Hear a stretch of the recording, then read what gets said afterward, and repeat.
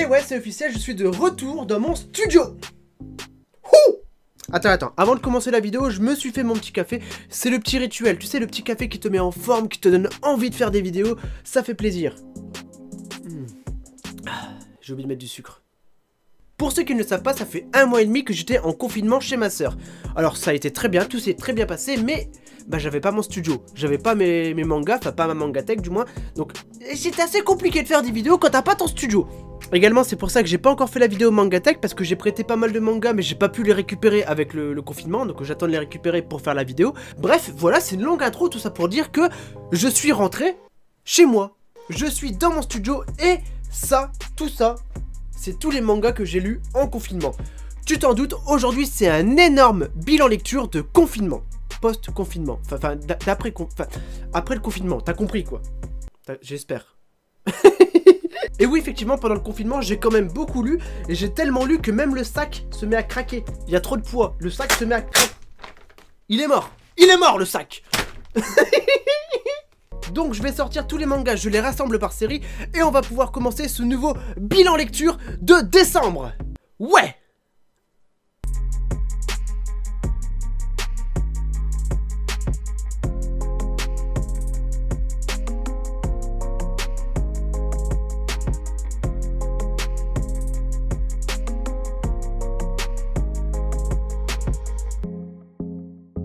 C'est bon, j'ai tout préparé, on peut commencer le bilan lecture. Alors tout d'abord, vous le savez, à chaque épisode, j'essaye de finir une série, impérativement. Et lors du dernier bilan lecture, j'ai pioché le Berceau des esprits. Alors malheureusement, avec le confinement, j'ai pas réussi à trouver à temps le dernier tome. J'ai réussi à trouver les 5 premiers tomes. Pour la prochaine fois, du coup, je lirai le 6e tome, plus une autre série qu'on tirera après au sort, je vous rassure. Juste au prochain bilan lecture, je vais finir 2 séries. Alors le Berceau des esprits de Kei Sambe nous raconte globalement l'histoire d'un groupe d'élèves en voyage scolaire sur un bateau.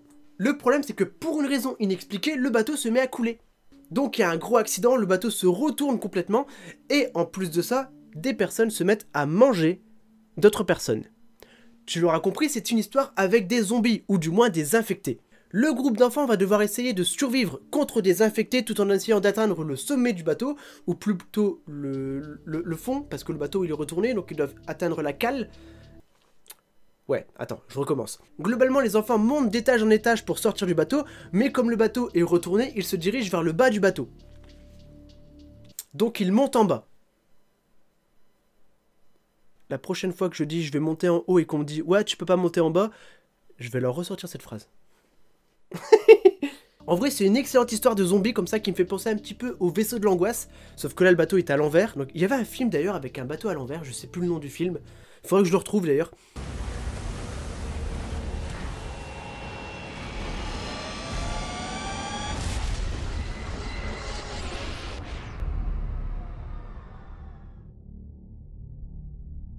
Mais voilà, c'est vraiment une très bonne série, c'est en 6 tomes, il manque juste le dernier tome et j'aurai fini cette petite série de Kei Sambe, l'auteur de l'île de Yuzuki, de Erased, voilà, de pas mal de petites séries sympathiques.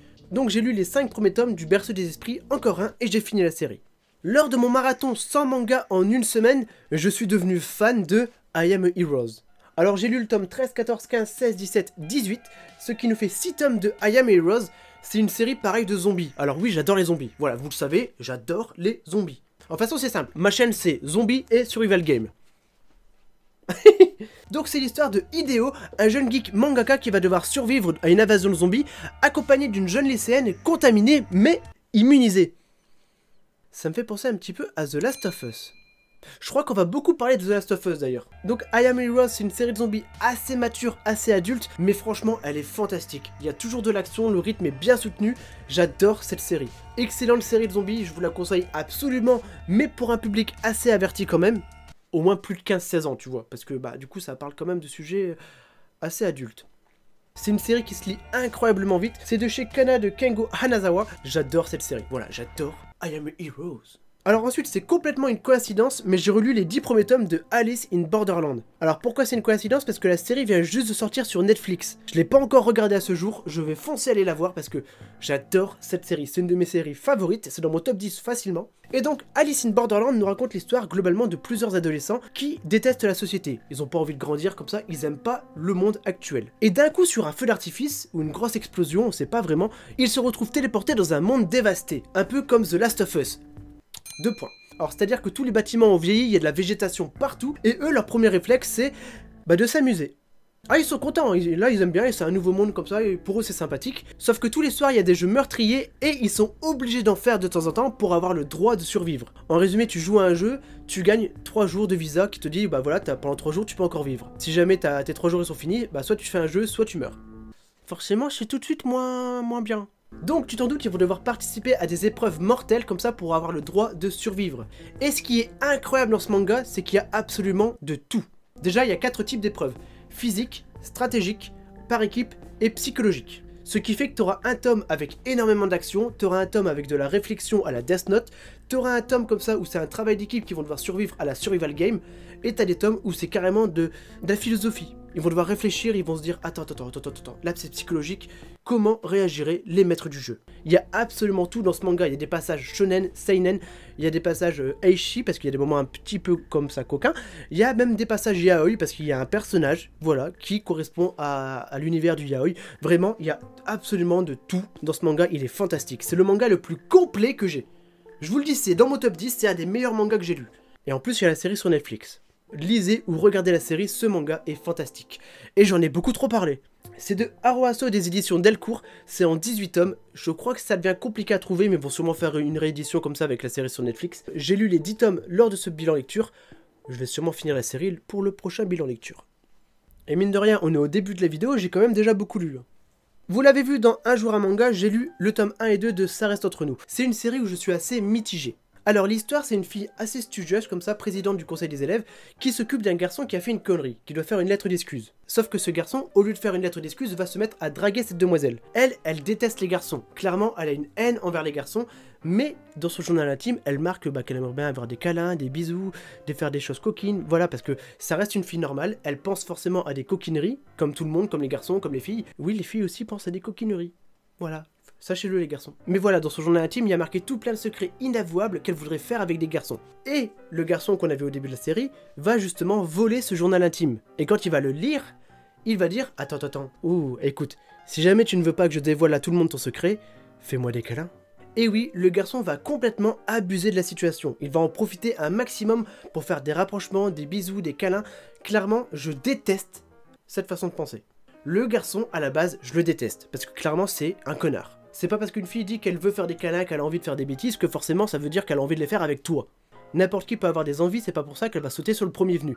Donc le fait de se dire, eh ben écoute, si tu veux pas que je te révèle des secrets, vas-y, câline-moi. Mais quel connard! Clairement, tu t'en doutes, à force de rester entre eux comme ça et de faire des rapprochements, ils vont finir par plus ou moins s'apprécier tous les deux, et c'est... Bah, tu t'en doutes, c'est une histoire d'amour en fait. C'est une histoire d'amour. Alors effectivement, dans le tome 2, le garçon devient un peu plus sympathique, et à force, les rapprochements deviennent plus sentimentaux. Alors objectivement, c'est un bon manga, c'est juste que... Bah moi j'aime pas. J'aime pas parce que je déteste le garçon. C'est pas une mauvaise série, c'est en 3 tomes, c'est de Haru Aoi de chez Kana Édition. C'est une bonne série, c'est juste que bah j'ai pas été fan de cette série. Voilà. Une série où je suis fan, par contre, c'est Reolekunt. Alors j'ai lu le tome 14 et 15, pour ceux qui suivent les bilans lecture, j'en lis très souvent. C'est un manga survival game horreur sur les réseaux sociaux, Facebook, Twitter, Instagram, et là on est sur une épreuve de Pokémon Go. En fait ça fait 3 tomes que les personnages ils sont comme ça avec leur téléphone en train de capturer des monstres, sauf que chaque monstre a des pouvoirs, des capacités qu'ils peuvent utiliser contre les autres joueurs. Le tout avec une règle précise, s'ils n'ont plus de batterie à leur téléphone, ils meurent. C'est toujours des jeux comme ça sur des réseaux sociaux ou sur des sites, j'adore cette série. Il y avait un jeu sur Instagram où on prenait au hasard une de leurs photos, il y avait un jeu sur Twitter où bah, ils devaient faire un tweet et si jamais ils n'avaient pas de like, bah ils mouraient. C'est un manga survival game horreur, on est sur la deuxième partie du manga, je me demande comment ça va se finir. Et donc c'est de Okusho au scénario et de Shizumu Watanabe au dessin, j'adore cette série de Kurokawa, excellent. Voilà. Pour ceux qui avaient vu la vidéo sans manga en une semaine, j'avais lu le tome 25 de Jusqu'à ce que la mort nous sépare sans lire le tome 24. Alors effectivement ça explique 2-3 choses que j'avais ratées, mais j'avais pas raté grand chose, clairement. Et donc j'ai enfin lu le tome 24, le 25 et le 26 de Jusqu'à ce que la mort nous sépare. J'ai fini Jusqu'à ce que la mort nous sépare. Une très longue série, globalement c'est Daredevil. Il veut être le plus grand maître au sabre tel un Zoro dans One Piece, sauf qu'il est aveugle. Forcément ça complique un peu les choses. C'est une excellente série, un petit peu mélange entre Metal Gear Solid, Fullmetal Alchemist, parce qu'il y a un mec avec un bras en métal, je le dis à chaque fois, voilà, et Daredevil. Très bonne série, elle est excellente. Par contre, le tome 26, il fait pratiquement 2 tomes. Bon, clairement, je vais pas me plaindre, parce que pour le même prix, j'ai un double tome, et la fin de la série, elle est sympa. C'est pas la meilleure fin que j'aurais pu imaginer, parce que surtout que ça se finit assez brutalement. Mais c'est une fin qui correspond bien au manga, même si c'est pas une happy end classique. Donc c'est de Double S, c'est en 26 tomes, et c'est Jusqu'à ce que la mort nous sépare, de Kion. J'ai lu le tome 2 de Cigarette and Cherries, c'est un manga assez simpliste, c'est juste un mec, on n'a pas de prénom, il n'y a aucun prénom dans ce manga. C'est un mec qui va essayer de séduire une fille qui fume. Voilà. Oui, je peux résumer ce manga à cette unique phrase. Il n'y a pas de prénom, et le garçon, il est juste nul pour draguer. Pourtant, c'est un manga qui se lit très vite et qui est très prenant. Il y a de l'humour, le garçon est tellement nul à draguer que ça devient marrant, et la fille est assez mystérieuse, donc on apprend à la connaître petit à petit, et on aimerait en savoir plus sur ces deux personnages, et savoir si ça finira par coller entre eux ou pas. C'est le mystère de Cigarette and Cherries. Très bon petit manga de Daishiro Kawakami de chez Kana Edition. Par contre, c'est vrai que du coup, il y a beaucoup de cigarettes. À tous les chapitres, la fille est en post-cigarette. On a même été obligé de mettre fumée dessus sur le manga. Mais à part ce petit détail, ne fumez pas, c'est pas bon pour la santé. J'adore ce manga. Voilà, j'ai peut-être reçu le tome 3. On verra ça prochainement dans la dimanche pour la prochaine vidéo. Donc, Cigarette and Cherries de chez Kana Edition, tome 2. Une série que j'adore, j'ai lu le tome 25 de Prison School. Et je suis content. Je vous explique, ça fait 6 tomes qu'on est sur le duel sportif interclasse. 6 tomes. 6 tomes qu'on a le même duel. Alors ok, il y a énormément d'humour, c'est très intéressant et ça avance quand même petit à petit. Mais c'était long. Et donc là c'est bon, avec ce tome là, on a enfin fini le duel sportif interclasse. Et du coup le tome c'est plus l'après-duel. On voit les conséquences, tout ce qui se passe. Kiyoshi qui est détesté par tout le lycée. Ah clairement il a une vie de merde maintenant. C'est un manga avec des situations toujours loufoques, avec énormément d'humour. Et pour résumer le scénario de base, l'histoire c'est un lycée pour filles qui accepte pour la première fois 5 garçons. Sauf que en échange de les accepter, il y a une prison au centre de l'école. Et si jamais un garçon fait une connerie, il est mis dans la prison. Forcément les garçons dès le premier jour, ils font une connerie, puisqu'ils observent les filles dans les vestiaires, et ils finissent tous les 5 en prison. Sauf que Kiyoshi, le personnage principal, a rendez-vous avec une demoiselle, dont il est follement amoureux. Et le seul moyen d'aller à son rendez-vous amoureux, c'est de s'échapper de la prison. Commence alors un plan d'évasion pour aller à un rendez-vous amoureux. Oui, c'est un manga complètement barré. C'est un Prison Break, mais version Eishi. Avec des demoiselles dénudées comme ça, des boobs, des... Ce manga, c'est juste le manga qui me fait mourir de rire. Il est complètement con, il est complètement loufoque. Incroyable, c'est Prison School. Donc c'est de Akira Hiramoto, et c'est une série qui est finie au Japon, je crois, en 32 tomes à peu près. Oh là là, de toute beauté. Que je vous explique. Alors Blue Flag, j'en parle souvent parce que je prends les tomes dès qu'ils sortent. Le tome 7 est juste incroyable. C'est le tome le plus profond, le plus réfléchi, avec beaucoup de thématiques. C'est le plus beau tome de toute la série. Ça raconte l'histoire d'un triangle amoureux. Au début du manga, c'est Futaba qui est amoureuse de Toma.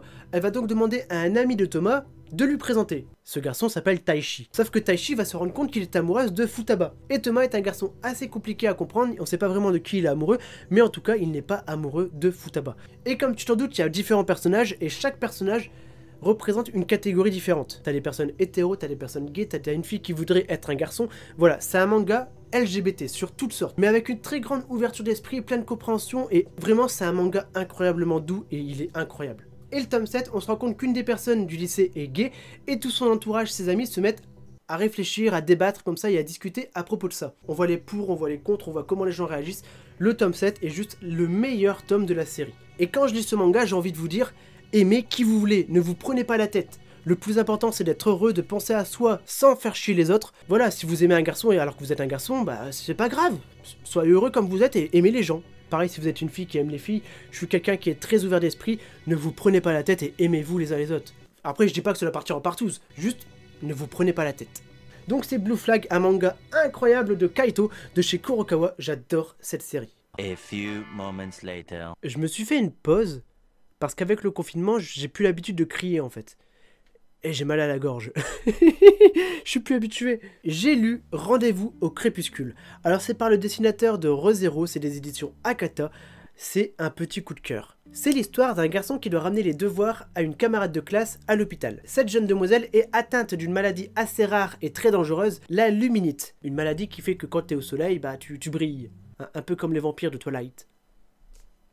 Bref, cette maladie est dangereuse et incurable. Donc la fille, on sait dès le début du manga que elle va mourir. On sait pas quand, mais elle va mourir. Et le garçon va discuter avec cette demoiselle et va tout faire pour que ces derniers jours ces derniers mois, du moins, parce qu'on sait pas combien de temps elle va vivre, soit agréable et qu'il puisse réaliser tout ce qu'elle ne peut pas faire. Des choses basiques d'un lycéen, mais qu'elle ne peut pas faire. Et lui dire, bah voilà, j'ai fait ça aujourd'hui, donc voilà ce qui s'est passé, patati patata. Bref, il va s'occuper de cette demoiselle et s'occuper de son moral. Sauf que, encore une fois, bah c'est une histoire d'amour, donc ils vont se rapprocher, et tu sais que la demoiselle va mourir à la fin. Et ça me fait penser au film Nos étoiles contraires. C'est une histoire avec deux personnes qui ont un cancer, qui tombent amoureuses, bah voilà, c'est triste. Voilà, rendez-vous au Crépuscule des éditions Akata, c'est un manga incroyablement beau et je pense que la fin va être super triste. J'ai peur de la fin parce que voilà, je me doute de ce qui va se passer forcément. Je pense que la fille va mourir, normalement, ou alors le mot incurable ça veut pas dire la même chose que ce que je pense. Incroyablement doux, incroyablement touchant, rendez-vous au Crépuscule. Et c'est par le dessinateur de Re:Zero et le scénariste c'est Tetsuya Sano, que je vous conseille absolument. Je vais accélérer un petit peu parce que sinon j'ai pas fini. J'ai lu le tome 3 et 4 de Shibuya L. C'est l'histoire de Shibuya mais envahi de petits poissons. Et les poissons vont se mettre à bouffer tous les humains. C'est un manga survival horreur un petit peu à la Green World, un petit peu à la Dolly Kill Kill. Voilà, c'est généralement t'as un type de monstre, un type de méchant qui essaie de tuer tous les gens et les gens doivent survivre. Et sur le tome 3 et 4, on découvre qu'il y a un big boss des poissons et s'ils arrivent à le battre, peut-être que ça va résoudre la situation. C'est clairement un manga de divertissement. Avec du sang, avec des poissons, il y a... Ce sera pas un manga avec beaucoup de profondeur, mais il est sympathique et j'ai passé un bon moment à le lire. Donc c'est de Hirumi Aoi de Pika Edition, c'est un bon manga horreur. Voilà, action horreur. J'ai lu le tome 12 de Dr Stone, je crois que j'ai pris un petit peu de retard. Je crois que le tome 13 ou 14 est sorti, j'ai peut-être pris un peu de retard. Si jamais tu ne connais pas du tout Dr Stone, c'est un manga avec beaucoup de science, comme ça, très intéressant. Et j'en parle régulièrement dans mes bilans lecture, donc je te laisse regarder un autre bilan lecture, comme ça, j'en parlerai un peu plus profondément. Là, j'essaye de faire un petit peu plus vite.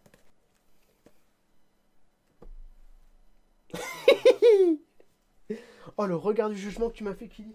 Parlant de regarder d'autres vidéos, n'hésite pas à t'abonner à la chaîne et à laisser un petit pouce bleu. Effectivement, ça fait plaisir. Et en plus, bah, tu verras d'autres vidéos comme ça sur les mangas, tu verras d'autres bilans lecture, des concepts un peu plus chelous qui arrivent parfois de temps en temps sans prévenir. Et une fois que tu t'es abonné, une fois que tu as mis le petit pouce bleu et que tu as le sourire, on passe au manga suivant. J'ai lu le tome 12 et 13 de Beastars. Beastars, c'est juste mon coup de cœur de 2019. Pour moi, c'est le meilleur manga de 2019.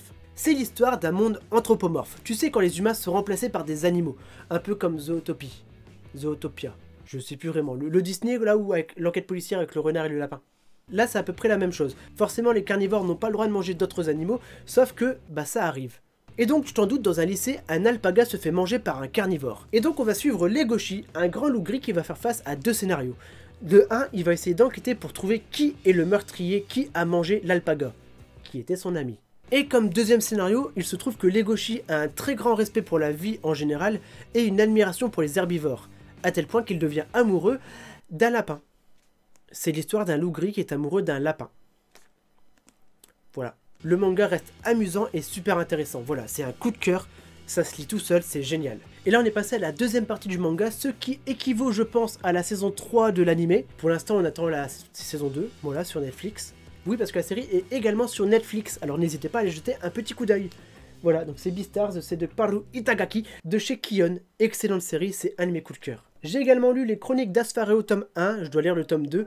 J'en ai parlé dans Un jour un manga, globalement c'est un manga comme La Belle et la Bête. Globalement l'histoire c'est dans un royaume, il y a une légende qui dit qu'un dragon protégerait le royaume. Et on va suivre une prêtresse qui justement doit s'occuper de ce fameux dragon. Sauf que ce dragon, en réalité, c'est le roi qui a été transformé pour protéger le royaume. Un roi qui a mauvais caractère et qui est insupportable. Mais la fille, à force de passer du temps avec le dragon, va finir par développer des sentiments amoureux. Et c'est comme La Belle et la Bête, c'est une histoire tout belle, comme ça, toute mignonne. Ouais. Alors, attention, le manga est sympathique. Sauf que, en ce moment, c'est pas vraiment le type de manga que j'ai vraiment envie de lire. C'est pas un énorme coup de cœur pour moi, mais j'ai passé un bon moment à le lire. C'est de Shikishitos des éditions Akata. C'est un très bon manga, je vous le conseille si vous aimez bien les histoires d'amour et si vous aimez bien La Belle et la Bête. Oh oui. J'ai relu Noise. Alors je l'ai pris exprès comme ça pour en parler dans Un jour un manga. Ça fait partie de la saga Blame. Globalement, Blame, c'est une histoire assez complexe et pour bien comprendre tout l'univers, il faut lire Biomega, Noise, Blame. Parce que si vous lisez Blame tout seul, alors c'est incroyable, c'est génial. Mais vous allez rien comprendre. En vrai, Blame, c'est compréhensible, mais c'est extrêmement compliqué. C'est pour ça que Biomega et Noise, ça permet de tout mettre bien en place et de faire une histoire assez limpide, en fait. Quand t'as lu Biomega et Noise avant, tu fais « Ah, effectivement, l'histoire est facile à comprendre ». C'est un manga incroyable, c'est de mon auteur favori, Tsutomu Ei, un ancien architecte, donc les décors dans les mangas sont géniaux. Donc Noise, deuxième partie de la saga Blame, je vous le conseille absolument. Voilà, parce que j'adore cet auteur. Faut vraiment que je me rachète une batterie en fait. Donc globalement, je vais vous parler de The Unwanted Undead Adventurer. Ça parle globalement d'un aventurier dans un monde un peu comme un MMORPG, voilà. Sauf que le héros est complètement claqué. Ah mais il est nul, hein, vraiment. Mais tous les jours, il est dans le même donjon à tuer des petits monstres nuls comme ça. Et un jour, il découvre dans ce donjon une pièce secrète. Et il tombe nez à nez avec un dragon. Et il meurt. Voilà, c'est la fin du manga. Je déconne. Je déconne. Bien sûr, le manga ne s'arrête pas là, puisque Lend, le héros, se réveille en squelette. Il est mort, et ça devient un squelette. Et il se rend compte que maintenant, quand il tue des monstres, il absorbe leur puissance.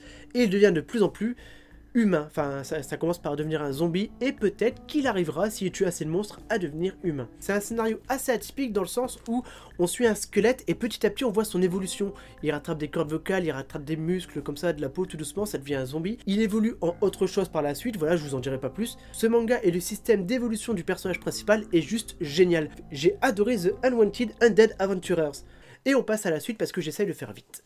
Également, dans Un jour un manga, A Journey Beyond Heaven, c'est normal, généralement je lis le manga pour pouvoir vous en parler, donc forcément bah, vous allez retrouver des petits doublons comme ça, des mangas qui réapparaissent plusieurs fois, bah voilà. Alors, A Journey Beyond Heaven nous raconte deux histoires simultanées. Tout d'abord, deux personnes qui vont voyager dans un monde comme ça, un peu catastrophique, un peu à la Last of Us, encore une fois, troisième point.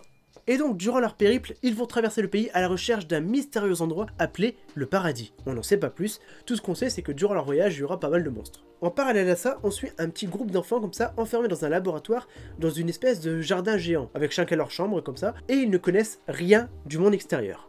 À tel point que pour eux, la fin du monde, c'est un mur. Un peu comme The Promised Neverland. Des enfants comme ça, enfermés. Est-ce qu'ils sont protégés par des scientifiques ou est-ce qu'ils servent d'expérience? On n'en sait pas plus. Pour ça, il faudra lire la suite de Journey Beyond Heaven. Un tome 1 très sympathique, c'est des éditions Pika, et c'est par Masakazu Ishiguro. Voilà, j'ai galéré à le dire, c'est pas grave, on n'a rien vu. Ensuite, pareil, ça vous l'avez vu dimanche, World's Animals. Alors j'ai un problème. J'ai lu le tome 1, je savais que ça parlait de la révolution culturelle de la Chine, j'ai trouvé le tome 1 incroyablement intéressant. Vraiment, ça parle d'une époque, ça parle de comment les jeunes vivaient durant la révolution culturelle de la Chine. J'ai trouvé le tome 1 super intéressant. Donc j'avais prévu d'en parler pour Un jour un manga, voilà, c'était écrit, c'était décidé. J'ai lu le tome 2, j'ai trouvé le manga nul à chier. Le tome 2 n'a aucune réelle structure. C'est-à-dire qu'à la moitié du tome, le mec nous dit ouais, mais au final, bah, j'ai peut-être fait ça. Ah, ouais, je m'en souviens plus trop, si ça se trouve, j'ai fait ça. Là, je mangeais de la glace. Je me souviens que je mangeais de la glace. Vraiment, il part dans tous les sens. Et le tome 2, qu'est-ce qu'il est nul, c'est incroyable. Une grosse déception. Je suis même pas sûr de le mettre dans ma mangatech. Clairement. Voilà, c'est une série vraiment qui m'a déçu. Je vous la conseille pas vraiment, surtout que les dessins, ils sont pas ouf. Il a 8 sur 20. J'aime pas. Voilà, j'ai pas du tout aimé la fin de ce manga. A l'inverse, et ça va faire plaisir à mon ancien monteur Théo, j'ai lu ReZero tome 7, 8, 9, 10, 11. J'ai fini l'arc 3 de ReZero. Alors, qu'est-ce que je peux vous en dire? Alors vraiment, j'ai adoré l'arc 3 de ReZero. Sauf que la fin, elle est dure la fin quand même. Elle est dure à supporter, parce que mon personnage préféré, bah il prend cher. Et donc je suis impatient d'avoir l'arc 4, parce que je regarde pas les animés, je lis pas les light novels, et je connais pas la suite. Donc je veux l'arc 4 pour savoir ce qui se passera. Mais voilà, ReZero, je vous en ai déjà parlé plusieurs fois, c'est l'histoire d'un mec, quand il meurt, il revient à un checkpoint. Voilà. Il revit parfois la même journée, parfois la même semaine, et là c'est carrément 2-3 semaines en boucle. Tant qu'il n'aura pas résolu la situation, sauvé des gens, il va revivre en boucle à chaque fois qu'il meurt. C'est pas le meilleur manga du monde, mais moi j'adore, c'est un isekai incroyable. Donc ReZero, si vous connaissez pas, renseignez-vous sur ça, c'est vraiment super bien. Mon petit challenge, à chaque bilan lecture, je lis un tome de Step Up Love Story. Voilà, c'est un hentai sur un couple qui fait l'amour. J'ai pas grand chose à dire, juste je me suis dit, à chaque bilan lecture, je lirai un tome de Step Up Love Story. Donc là c'est le 14, je sais que c'est le 14e bilan lecture. Voilà, voilà. Et pour ceux qui veulent, j'ai fait un JDMP 8 d'ailleurs sur Step Up Love Story. Manga suivant. Alors ça, c'est génial. Et d'ailleurs, il y a un gros carton ici, parce que j'ai reçu énormément de mangas de retour de confinement. Si je vous dis ça, c'est parce que je sais qu'il y aura la suite de Kingdom. Alors là, Kingdom, j'ai lu le tome 47, 48, 49, 50. Je sais déjà qu'il y a la suite qui m'attend. C'est pour moi une série qui est fantastique, c'est dans mon top 10. Ça parle de comment la Chine a été réunifiée par un seul état, à savoir Qin. Il y a un rythme effréné, ça parle de stratégie, ça parle de guerre, il y a des combats épiques. Franchement, Kingdom, c'est juste fantastique. Et là, pour moi, on attaque la deuxième partie du manga, à savoir, on part niquer les autres états. On part vraiment envahir toute la Chine. Et c'est incroyable. Alors l'histoire, parce que c'est inspiré d'une histoire vraie, est juste incroyable. C'est un état qui s'est dit, un V7, je vous prends tous les mecs. Donc si tu n'as jamais lu Kingdom, je te conseille de commencer vite, c'est de Yasuhisa Hara, c'est juste fantastique, j'en reparle à chaque fois. De toute façon, je vais en reparler, je suis sûr et certain, très prochainement, à savoir... pour l'unboxing de ce gros carton. Restons chez Meian Edition pour parler de Gannibal. Encore une fois, c'est un thriller incroyable. Ça me fait penser un peu à du Tetsuya Tsutsui. Je vous explique. Globalement, c'est l'histoire d'un policier qui se retrouve muté dans un petit village complètement désert. Un peu comme Noise. Et le policier se dit c'est bien, je vais avoir une belle vie tranquille, sauf que il y a une rumeur qui dit qu'une famille de villageois serait cannibale. Alors forcément, il va pas vraiment prendre les choses au sérieux, parce que des cannibales, non, ça n'existe pas maintenant. Sauf que quelques jours plus tard, un cadavre d'une vieille dame est retrouvé, et il remarque des morsures humaines sur la vieille dame. Suspect. Donc il va commencer une enquête, et plus il va se rapprocher de la vérité, plus sa vie sera en danger. Et ce qui est incroyable dans le manga, c'est qu'en fait, plus on va lire, plus on va devenir nous-mêmes parano. Au début, on va se dire, il y a une famille qui est mauvaise, mais plus on va lire, plus on va se dire que tout le village serait assez dangereux quand même. Un manga fantastique, incroyablement prenant, mais qui vous mettra mal à l'aise. Et j'ai vraiment l'impression d'avoir un mélange entre Noise et Ide Out de Tetsuya Tsutsui. Voilà, si vous connaissez pas ces deux œuvres qui sont fantastiques aussi, en tout cas Gannibal, je vous le conseille, c'est génial. Et j'attends également la suite. Je sais pas quand, mais j'attends la suite. Et je l'ai pas dit, mais c'est de Masaaki Minomiya. Gannibal, tome 1 et 2. De chez Kana Edition, j'ai lu Bloom into Use, tome 5 et 6. Alors cette série-là, je vais le finir pour le prochain bilan lecture, parce que j'ai le tome 7 et 8 que j'ai reçu. C'est un Yuri, c'est une histoire d'amour entre filles. En fait, globalement, c'est l'histoire d'une fille qui n'arrive pas à avoir des sentiments. Voilà, elle n'arrive pas à avoir de sentiments amoureux, elle est jamais tombée amoureuse, et elle va tomber sur une autre fille qui, pareil, refuse systématiquement de sortir avec les garçons. Elle va se dire, on est trop pareil, on n'arrive pas à tomber amoureuse, c'est trop bien. Sauf que si cette fille refuse de sortir avec les garçons, c'est juste que elle préfère les filles. Et elle a aussi un projet en tête, mais ça, je vous en parlerai pas, ça spoilerait le manga. Et donc si Toko préfère les filles, elle va pas le cacher à Yu, c'est la personnage principale, elle va lui dire, eh ben écoute, toi je t'aime, je pourrais tomber amoureuse de toi. Donc c'est un petit Yuri très sympathique et assez doux, pour me reposer, j'aime bien lire du Bloom into Use. C'est de Nio Nakatani, de chez Kana Edition, de la catégorie Yuri. Encore 2 mangas et on a fini le bilan lecture. Je commence à avoir chaud d'ailleurs. Il y a le petit Drifting Dragon, tome 3. C'est l'histoire d'un groupe de chasseurs de dragons sur un dirigeable, et tu t'en doutes, leur métier c'est de chasser des dragons.